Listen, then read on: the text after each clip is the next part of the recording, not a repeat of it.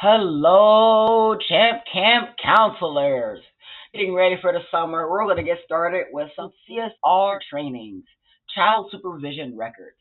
During this training, we're going to go over three main elements. What is a CSR? Elements of the CSR, and CSRs in action. At the end of this training, you get to have a little bit of an understanding how to use a CSR. And I heard there's a site director out there somewhere. Hmm? Hmm? Bingo, and they'll be able to help you out if you have any further questions. This is just not some random video person. My name is Keontae, and I will be with you throughout the summer. And if you have any questions on the CSR, I'll be there to support you with that.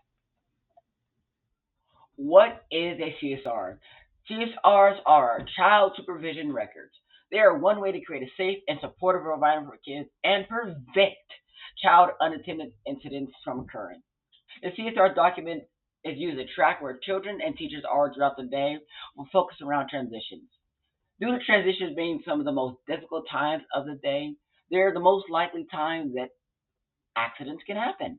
So the CSR is a big part of making sure that we keep everyone safe and attended for at all times in program. The CSRs are going to be an amazing tool to help us out this summer. It's going to be a lot better to prevent a situation from happening than to have to care for it later. It might be difficult to really make sure that we're writing things down on a time and manner every hour on the hour after the 2 o'clock time frame. We'll get more to that later. But really taking the time to fill out the CSRs accurately and timely is going to be a lot better than caring for a lost child situation in the future. It is scary when you make it to a new destination and you realize you don't know where that child is. When we go on our CSR in action section, I will be doing a simulated incident where I will go over three possible situations that can happen when you misplace that child. But next, elements of a CSR.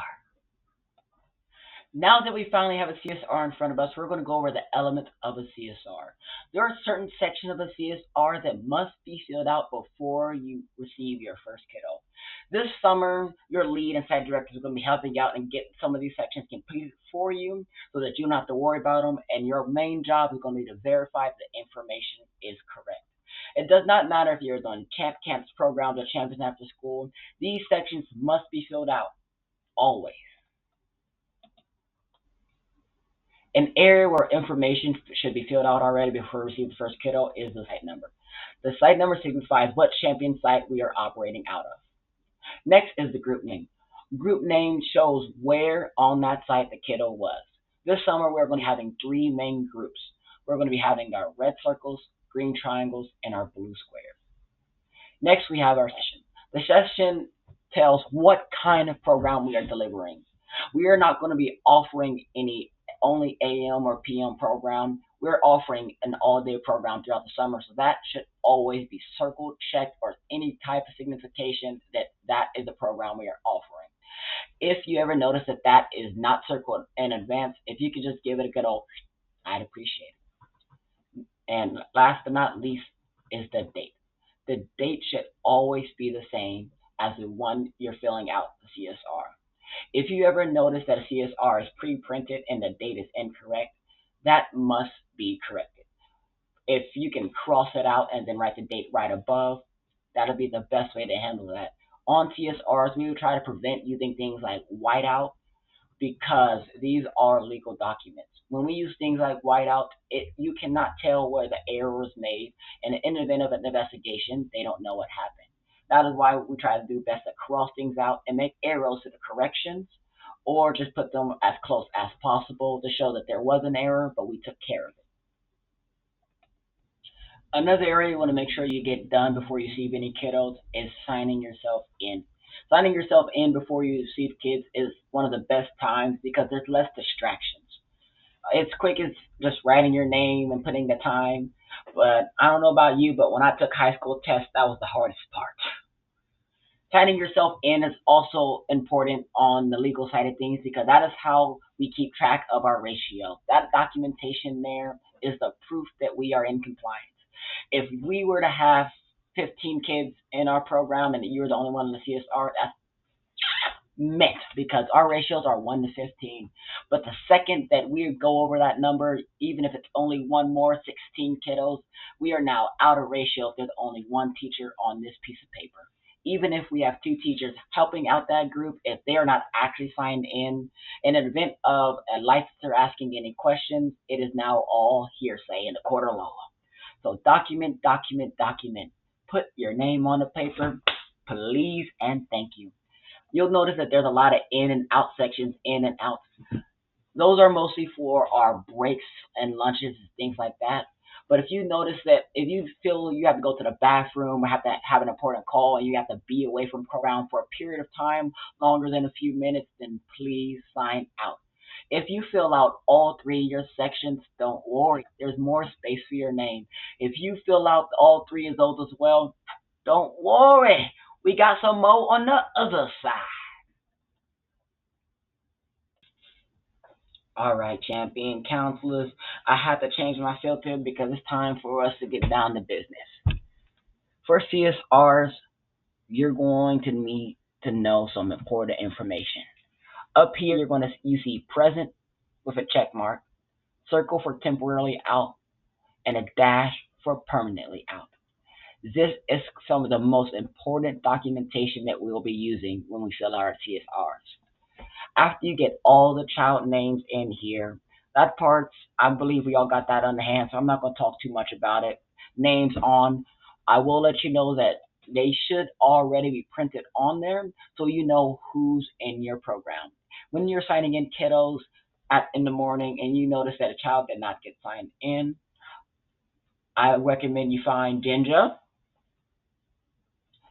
later to figure out the plan on that. Usually in my after school program, if I have a kiddo that did not get signed in and I did not get told why they're not at my program, I'm making a phone call. Where your kid at? Because of my knowledge, I'm supposed to have them. And until I figure out why, I am legally accounted for them.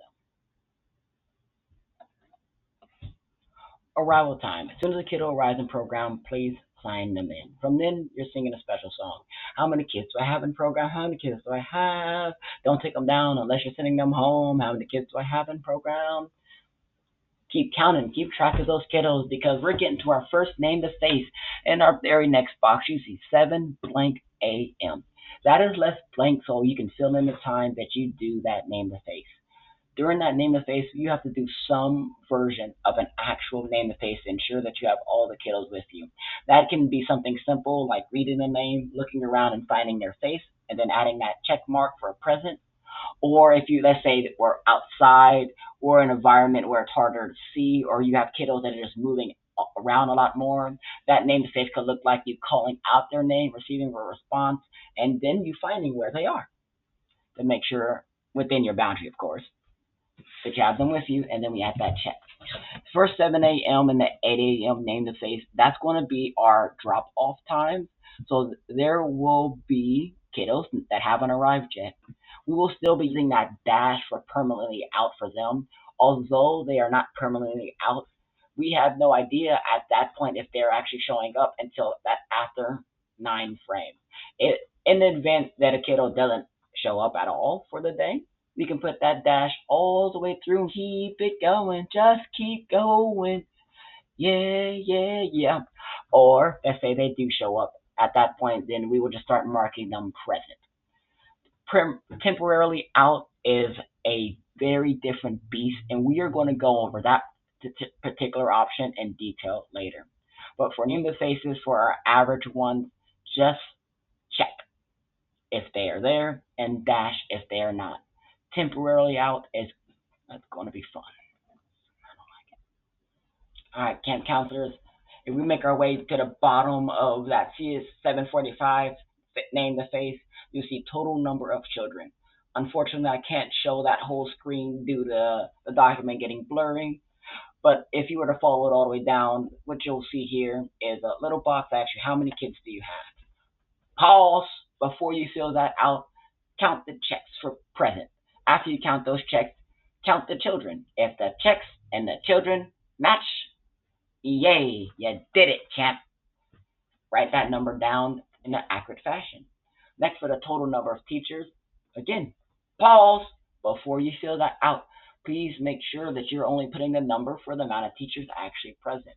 This starts to get a little difficult when people are taking breaks or lunches or they're away and find out. In those situations, you might get used to like, all right, I got two teachers, I got two teachers, I got two teachers. Like, no, you don't. If they're on a break, if someone's on a break and they're signed out, then they do not count for your name and face. They are signed out of the CSR until they return and sign back in. Even in the event that you are out of ratio, always put the truth. In the event that you are out of ratio, that and you write that down, and that's a good way to notice that I probably need to ask for some help. Reach out to your leads, your site director, anyone possible to help you get back into ratio. From there, our last option is teacher initials. You put your initials that help signify who filled out the CS, who did the name to face. You put your teacher's initials for who filled out the name to face. With that, when you sign yourself in, you put our first name and the first letter of your last name. That helps when someone's checking a CSR and they do not know you on who did the name to face from the teacher's initials. The biggest piece of CSRs is the name to face transition. These have to be done anytime you're going to an area significant distance away or if you're not planning on coming back. For an example, if you're going just to the bathrooms real quick, it's like right outside the classroom, it doesn't have to be completed.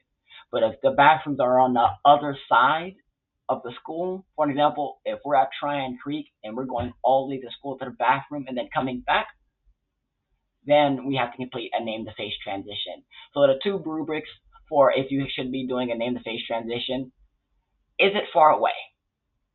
Am I not coming back? If you answered yes to either of those, then you must complete a name to face transition. What that looks like is for location, you write where are you going? That going is where you plan on staying. Like let's say we're at Trine Creek and we're making our way to the classroom.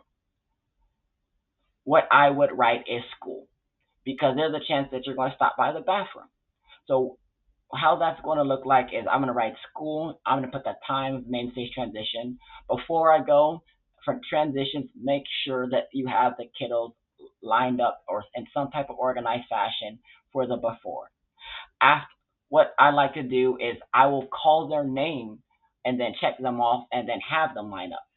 And then after I arrive somewhere, depending on the area, I might release them from the line in the A for after, or if they are in a very good line, I will check them off as they trickle in. But it is very important that you make sure before you leave, you got everyone in, and after you leave, you got everyone in.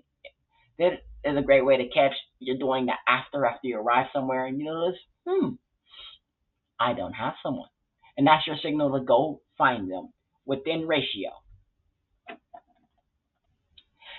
Name the face transitions must be completed even if you just did a routine name the face.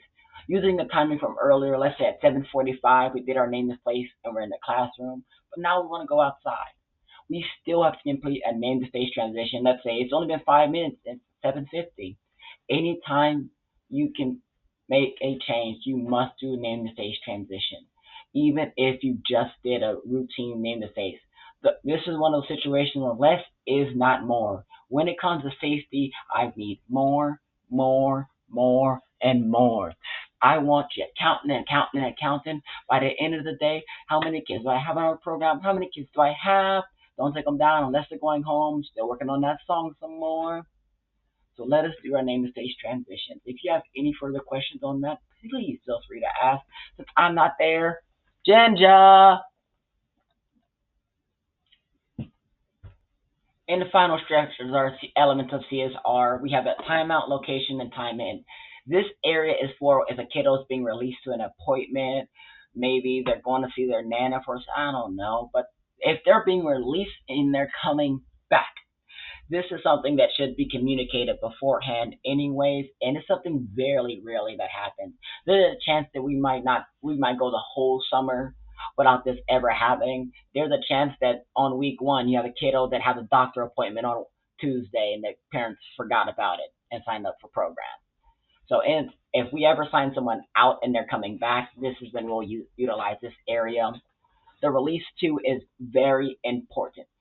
It is very important to have who picked up the kiddo, because in the event that someone did not communicate and someone picks up the kiddo that it was not their day, and someone comes later to pick up the kid, and your answer to where's my kiddo is I don't know, as someone who's been on that front end, it's not that fun of a conversation. There's also sometimes situations where there's someone that knows where the kiddo is, but they are not authorized on the pickup list. So it's very important to make sure we know who's picking up kiddos and checking the contact list on approved pickups.